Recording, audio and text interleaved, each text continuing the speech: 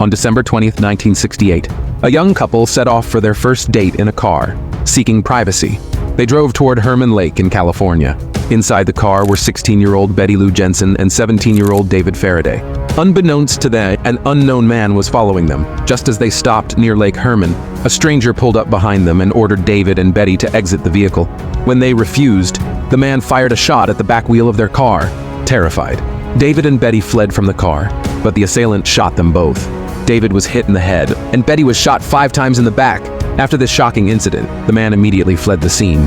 This was the horrifying event that sparked the infamous search for a serial killer. Yes, we are talking about the Zodiac Killer. Welcome back to our channel. The Zodiac Killer is one of the most terrifying serial killers of the 20th century. Between the 1960s and 1970s, he terrorized the San Francisco area with his gruesome attacks. He would send letters to newspapers and police, bragging about his murders and even including puzzles to solve. After committing his first 2 murders, he went silent for 6 months but re-emerged with another murder case on July 4, 1969. This day was Independence Day in America. 18-year-old Darlene Ferrin and 16-year-old Michael Mageau set out to buy fireworks. They noticed a strange car following them. To shake off their pursuer, they turned into the parking lot of Blue Rock Springs Park. However, the mysterious car followed them into the lot. Initially, the stranger parked his car next to theirs but then reversed and drove away. Darlene and Michael felt relieved for a moment, but their relief was short-lived as the stranger returned, this time blocking their car and exiting with a powerful flashlight. He shone the light in their faces, and at first, they thought he might be a police officer. But then, he opened fire on them and quickly got back into his car, fleeing the scene. Darlene died on the spot, but Michael survived with injuries. A few moments later, 3 nearby children called the police. Michael had seen the killer's face, allowing police to create a sketch of the assailant. The most shocking part of this incident occurred at 12:04 a.m. that same night when the Vallejo Police Department received a call from an unknown man using a payphone, who hung up before saying anything. This was the Zodiac Killer's first phone call to the police. About a month later, on August 1st, 1969, the Zodiac Killer sent letters to 3 different newspapers. In these letters, he claimed responsibility for the murders at Lake Herman and the killing of the girl on Independence Day at Blue Rock Springs Park. To prove his authenticity, he included details that only the police would know, such as the type of bullets fired, the number of shots, and what the victims were wearing. Along with the letter, the Zodiac Killer sent an encoded message, demanding it be published the next day in newspapers or he would commit more murders. This encoded cipher was sent to intelligence agencies for decoding, but initially, it remained unbroken. The next day, after the cipher was published, a couple from San Francisco managed to crack it the same day. It read, "I enjoy killing people. It is so much fun. It is more fun than killing wild game in the forest because man is the most dangerous animal of all." In the cipher, he also mentioned that he believed in an afterlife, claiming that those he killed would become his slaves in the next life. Following the letters to the newspapers, there was silence for 2 months. But the Zodiac Killer resurfaced with another case on September 27, 1969. A college couple was picnicking by Berryessa Lake, Brian Hartnell and Cecilia Shepard. They noticed a man approaching them, wearing a black hood with the Zodiac symbol. As he got closer, he pulled out a gun and demanded money and car keys. Brian had only 75 cents, which he handed over along with the car keys. In the meantime, he returned the car keys to Brian and, under the threat of his gun, tied up both of their hands with rope. Then, he took out a knife and stabbed them multiple times, thinking they were dead. The Zodiac Killer then went back to their car and wrote a message before fleeing the scene. The message included the location, date, time, and the type of weapon used. Nearby fishermen found the injured couple, and although they managed to get Brian to the hospital, Cecilia succumbed to her wounds while Brian survived and provided the police with detailed information about the incident. As with his previous murders, that same night at 7:40 p.m., the Zodiac called the police and disclosed all the details of the murders. The police began to notice a specific pattern in the Zodiac's activities. Number 1. He primarily targeted young couples. Number 2. His attacks occurred mostly on weekends or around holidays. Number 3. He attacked either in the dark of night or during early evening light. Number 4.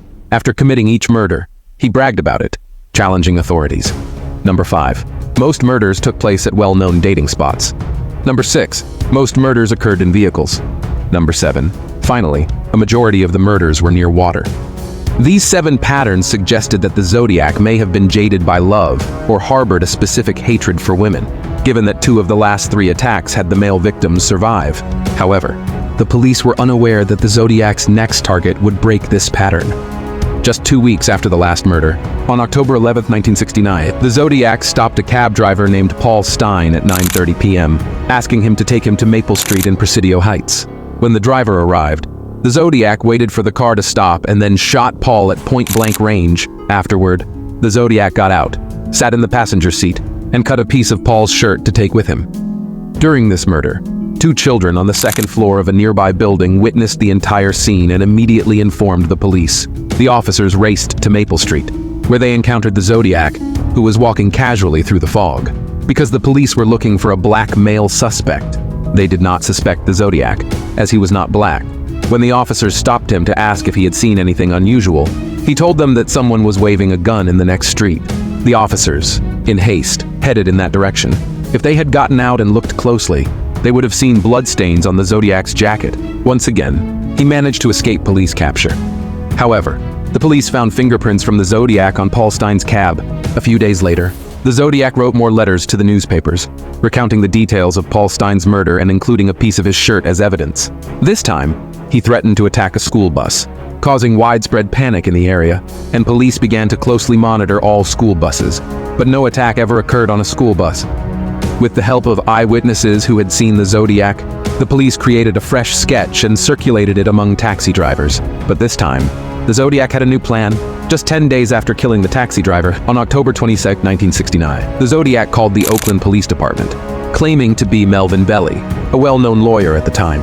He wanted to discuss a talk show on Channel 7, which started airing earlier that day. After waiting for a while, the Zodiac called but hung up. The next time he called, the conversation lasted longer, during which he identified himself as Sam. Throughout the show, he made 35 calls, only 12 of which aired.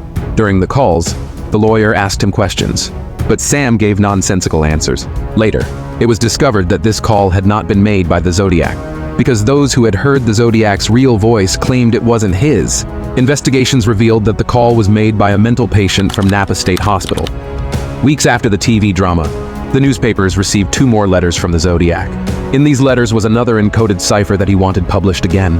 The first cipher had been cracked in one day, but this new one was much more challenging and remained unsolved for the next 50 years. However, in 2020, 3 codebreakers managed to decode it with computer software. The cipher did not reveal much about the Zodiac or any important clues, but it stated that the caller on the TV talk show was not him. Along with the cipher, the letter addressed to the newspaper editor included a threat that he had built a bomb in his basement. The key point in this letter was that if he was telling the truth, it indicated that the Zodiac lived in a house with a basement, a feature not common in many areas of the Bay at the time. This implied that the Zodiac did not reside in the Bay Area. 5 months after these letters, on March 22, 1970, the Zodiac attempted to kidnap a woman named Kathleen Johns, but fortunately, she managed to escape. When police showed Kathleen the Zodiac's sketch, she immediately recognized him. For the next 4 years, the Zodiac continued to send letters and ciphers. Some contained murder details, while others included movie reviews. In one letter, he even provided the location of a bomb, but police found neither a bomb nor any explosions there. His last letter was received on January 30, 1974. In which he claimed his murder score as Me37 SFPD0. After that letter, he completely disappeared from the public eye. And despite numerous investigations, he was never caught. The Zodiac Killer became a ghost, an enigma shrouded in mystery.